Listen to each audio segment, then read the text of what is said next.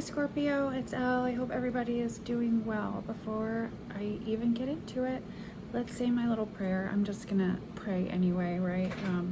I think this is just going to be a quick message. And then I might, I've got 2 personal readings I still need to do that I had.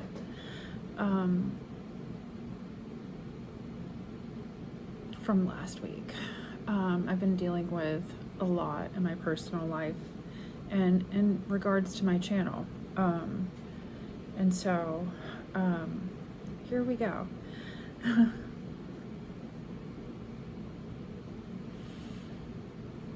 Angels, ancestors, God of the Most High White Light, please protect me with your angels in white light with this message that I have, and thank you for your continued love, guidance, direction, and protection. Amen. So,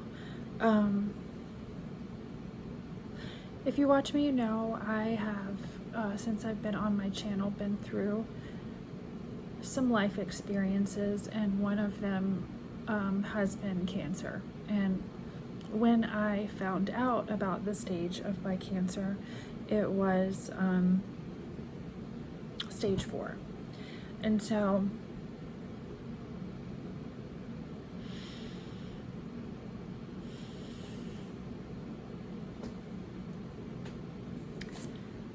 with that being said, you guys know I've been through some challenges, right? With my health, with work, with just life, and the need to be able to survive and still pay my bills and all the things, right? And so, I had an experience with the last cancer scare, I guess you could say, right? When the last time it was known to be in my body, and I had to go through chemo again. I went through a lot of attacks online and personal, but the personal too is what's the big thing and what's important right now. I allowed someone to move into my home because I needed help paying my bills. I have been until I was married, alone, and did not have a partner to help me through this, right? And so, resources and income and stuff, things like that, have been very limited. I don't want to get emotional, but I just need to speak this and the facts, and if you have eyes to see, right, and ears to hear, right, like we do, this is for you, and this is also for anybody that thinks it's okay to continue, number one, to cause harm to anyone, but especially to someone that has been dealing with a life debilitating disability and illness. And that's not just for me, because not only did I go through that, I also went through abuse in a situation, being abused emotionally, physically, financially. I opened my home up to a man that I had known at one point in time in my life, that I had a friendship with here and there, and they needed help and I needed help, and I thought, well, maybe this can work, right? They had a camper they wanted to park on my property and live out of, and I was like, well, maybe that could work, because the property had a long driveway and a big backyard, and I thought, well, maybe that could work, because I need the money right now, and it wouldn't really necessarily be in my home, right? And I was not romantically involved with this person. It was just a friend acquaintance, right, that I had met years before, prior to that, online. At one point in time, in the community that I lived in. So, this is prior to my tarot days. This is like, I think I had, it was somebody that I stayed with very briefly when I lost everything, including my child, and had to rebuild my life back. So at that point in time, I felt like I owed this person help, because they helped me when I needed it. Sorry.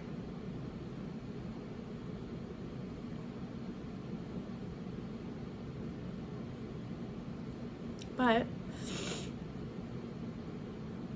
there we go again. It's just, I ended up opening the door to so much energy at that point in time that was very brief, but not good. People, places, and things. And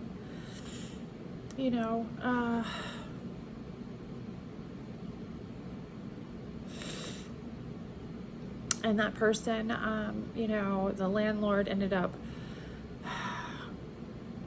contacting the owner. I don't know. That person was in and out. I mean, I had to ask them to leave. It was crazy. It ended up not being a good situation. And the owner of that trailer and the owner came and retrieved that trailer and got it off my property. And I guess they contacted this person. Anyway, they ended up leaving and getting away from the situation or me and my life. And a lot of you watched me through that, and my landlord basically made them leave the property because of, I don't know, there was wanting them to sign a lease, and then this person wouldn't sign a lease, and I wasn't really sure because he wasn't wanting to pay me rent. He was also going through it was just kind of a situation that, again, somebody was going through some things that I couldn't also help them with either. And I thought, it was just, I don't know,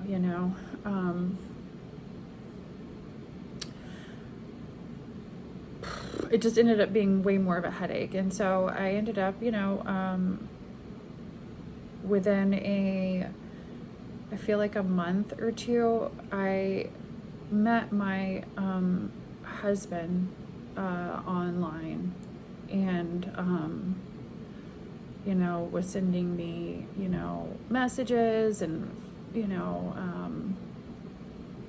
it started with flowers and love bombing, and just not just being really, I want to come meet you, I'm gonna be in town, and all of these things. But they were all little white lies. It turned up into being it just turned into being a situation that hindsight, looking back at now, I was in a very vulnerable state in my life, and going through some very challenging things, and I made decisions that had I not been going through that, I would not have probably made, right? I was scared.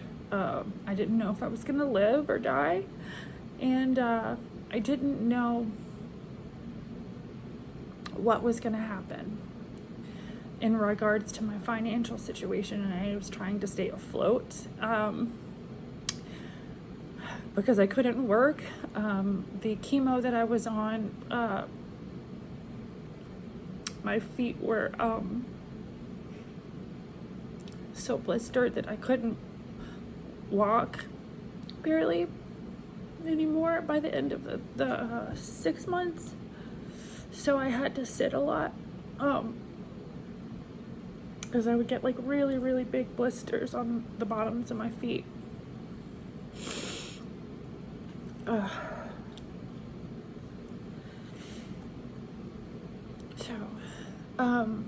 Anyway, we ended up getting married, and started and I was in the process of trying to get custody of my child, because she was going through some things with her dad at the time in that situation that were really bad and traumatizing. And no kid wants to hate their parent, and no kid, even if they are being harmed in any way, wants to even they just want their parents' love. Because I know I've been there. I was that little girl. I went through it myself, and in the face of even needing to report my mother or anything like that, when we had interviews and stuff like that, when I was a child, because it happened. In my personal experience, my mom was only mean to me, so I didn't turn. When things were asked about me, I was so scared, and I didn't want my brother or my sister not to have a mom, and I didn't want to lose my family, or I was just scared, so I never said anything.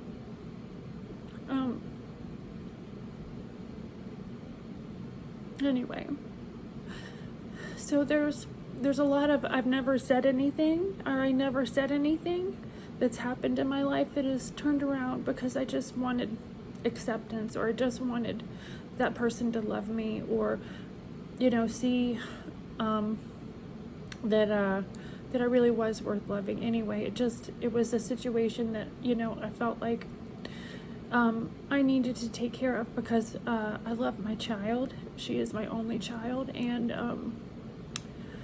because of what I went through when I was younger, I promised myself that I would not do that, that I always wanted better for my child, and to have a better relationship and a better life.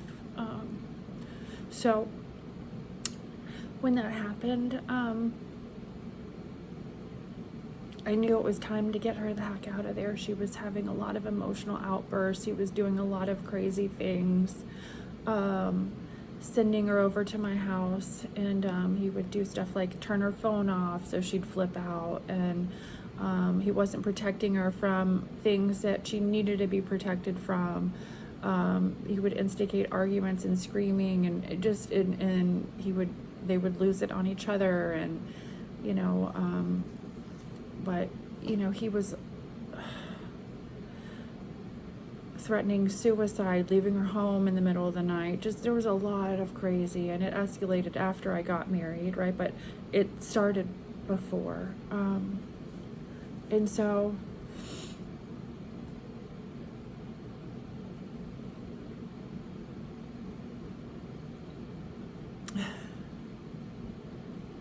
I feel stupid, when I look back at the whole situation in regards to what happened. I feel really stupid. I feel like I fell for something really dumb, and it's okay. It happens. I had a lot going on, but I want to read this, and I found this on a website today when I was looking up some resources, trying to figure out how I can find us help, because if you watch me, we have been through a pretty crazy journey this past year, and we are looking for a home and a place where we can start our life again and continue to both heal. We just moved into a property that is now being foreclosed on. I've found, in the middle of the things that I've been going through, it's been very difficult to find employment. Fingers crossed, I hope. I don't want to, I'm having to do what I have to do right now. So fingers crossed, I hope I have found something to do.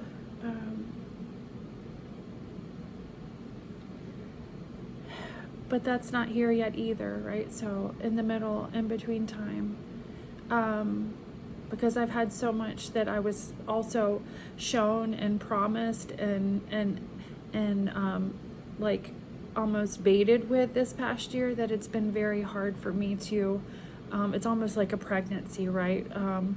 To really say, okay, this is going to be hey, we're moving forward, till, you know what I mean? So it's almost kind of like, okay, well, until we actually have some tangible things going on here in life with finances and my financial stability and work, I can't really speak on much, right? We've still been, just know that in the process of, we aren't financially in the place that we need to be right now to be able to provide the resources that we need to pay for the things that are necessities and move. So, I'm just going to move forward with that because that's a whole different thing. You guys know I'm going through that's been very stressful. And so the situation with, my YouTube, whatever has been going on, I battle with barely every month, it seems like, making enough to pay a bill, right? So that's why I've put and I mean like a $200 bill. That's it, right? Which is nothing to say, hey, that's not, that's, but I don't make a lot of money on my channel. So, the attacks that I've received on my channel have been pretty crazy, especially since I'm not someone that does a lot of personal readings. I maybe have done a handful again, if that, in several months, right? And so, what I've gone through with that is also pretty crazy. But I'm just gonna, it was at one point in time something that I could bring in tangible money with, I felt like, but this is prior to so many people choosing to leave workforces and using TikTok and YouTube as a way to get online and make money, right? And it's not my place to say whether somebody has a gift or not. I am not that person that wants to even create that rift and drama either by accusing or being hateful or saying you're just, AI and not real, or you're a person that's just here because you want, it's not any of my, anyway, it's not my place to say. But what I can say is, we're really trying, and we've been really trying, and if you've been watching my journey, you know that I have, and that's what matters the most. So I have had a disability, a physical disability in my life. And so what makes someone at risk or makes a person with a disability more at risk for domestic abuse? And this is what I have experienced in this situation that's torn my life apart. You are often in a particularly vulnerable circumstance. Certain disabilities can create circumstances that make it hard for someone to escape.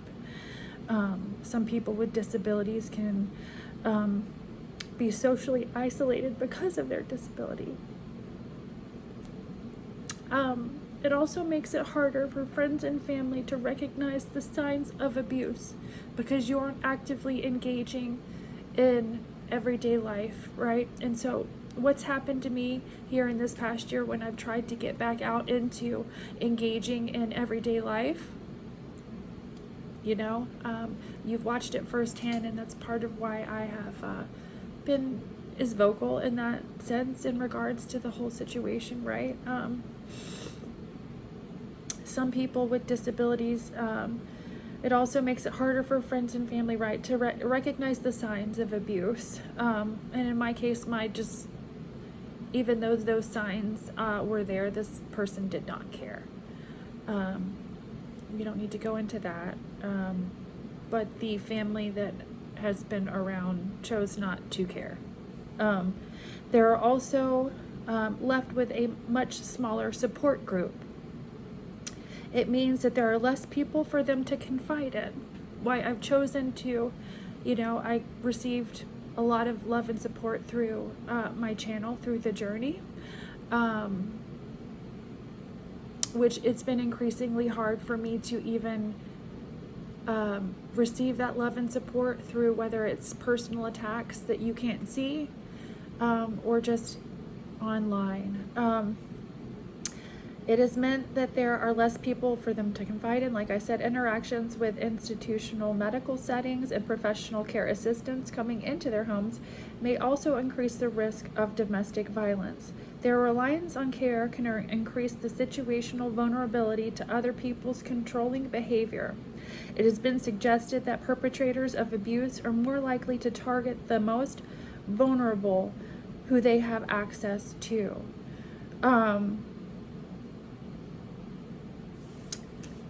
I'm going to say this.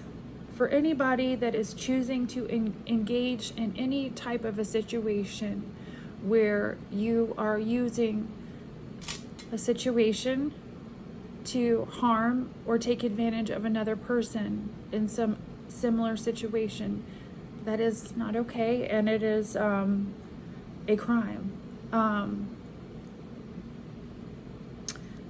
This is, it's called a disability hate crime, and it is a crime motivated by prejudice or bias against a person's disability or perceived disability. It includes an act of violence, harassment, or intimidation and discrimination. So, for me in my most recent situation, it's been very hard to navigate through, but I've prayed a lot, and I'm very grateful for the love and support that we've been shown. I wanted to voice this today to help someone else. If you're watching, get the help that you need. Reach out to somebody that you trust if you get this message somehow. And if not, this is just a message for anyone watching and anybody that's watched my journey, and to provide more understanding about what it is exactly that I've been going through and dealing with.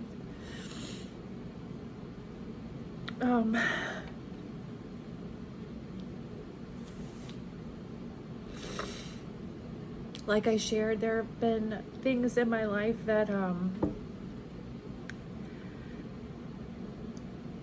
I feel like, again, hate crime, discrimination, a lot of things were proven in the custody case that I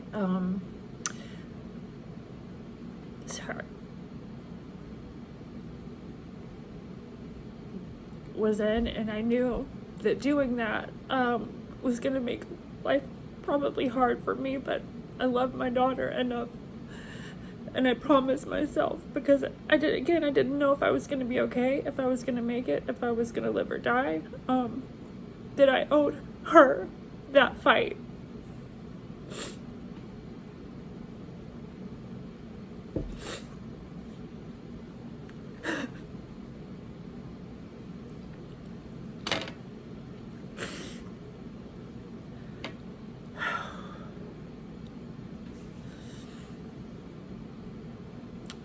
I never in a million years thought that I was going to end up alone in another city with people trying to rip my child away from me and trying to get rid of me and her, and the nightmare that we've dealt with every party involved. It's been a very hard road, and I'm very grateful to still be okay right now, and as far as I know, cancer free for right now. So I love you guys.